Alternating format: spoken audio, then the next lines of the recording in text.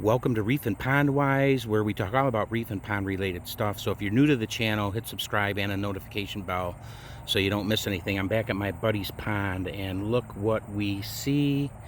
That is a massive blue heron that has cleaned out this large natural pond. I did a video on this last week, and my buddy is just perplexed as to what to do, and there's really not much we can do because this bird is just, I think, one of several that have caused a lot of problems for his pond. He's eaten a fully stocked pond with trout. There were koi in there. There were a variety of different smallmouth and largemouth bass, but he's just perched right over there on the drain pipe, and he's looking around, and you guys got to see how big this bird is up close, because there's not really much we can do. And he just flew away. So it's one of those things, guys. You have to kind of bite the bullet. He spent thousands of dollars, unfortunately, to stock this pond, and he's got a variety of different things going on, and I'm afraid there's no way that we can do anything to prevent this heron or these herons from occupying. And they're very territorial when it comes to their environment. And so he's got his house here, and it's just his own private pond, and it's really unfortunate. He's had me out here a couple of times this season.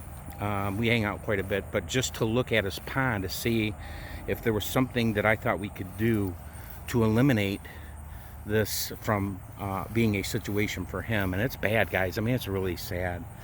You can't stock a pond and expect it to be safe from the environment, but unfortunately, I have no clue what can be done to eliminate this bird or these birds from the continued havoc that they've wreaked on this pond. So if you guys have any ideas, let me know. This pond is a little longer than a football field, and it's about, I would say, 75 feet, maybe a little bit bigger width-wise. And we have seen no fish life whatsoever, but we certainly aren't able to put up fish line. Decoys are not going to matter because the pond is just too large. So if any of you have experience with large ponds and how you would prevent the blue heron from tackling your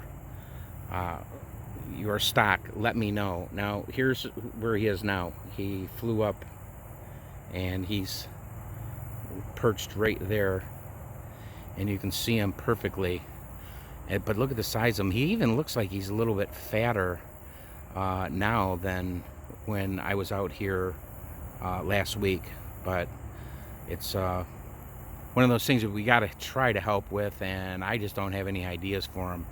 And you don't want to get in trouble by killing a bird, because blue heron here in the Midwest are a protected species.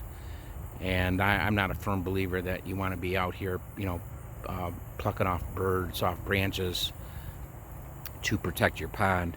That's why when you're designing a pond, you really don't want to have too big of a pond, because this sort of things can happen. So when you're planning your pond, make sure that you're able to keep in mind, that you're going to have predators, and whether you keep in mind that you're going to be netting your pond at certain times of the year, or whether you're going to put up decoys, you've got to be able to protect your stock and your fish. Now, these ducks just flew away.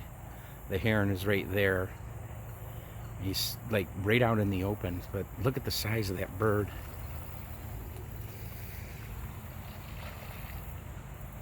Very, very, very large bird. And that's about as much movement as you're going to see is from the ducks. But hoping this guy will... There he goes.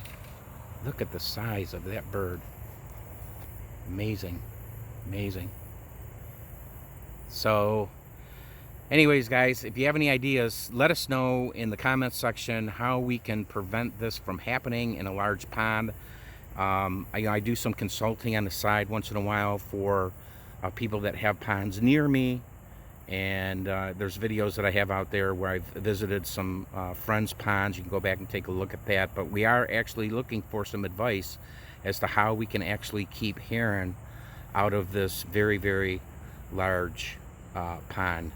And Jason, you have to get your garbage cans that apparently blew into your pond out of your ponds.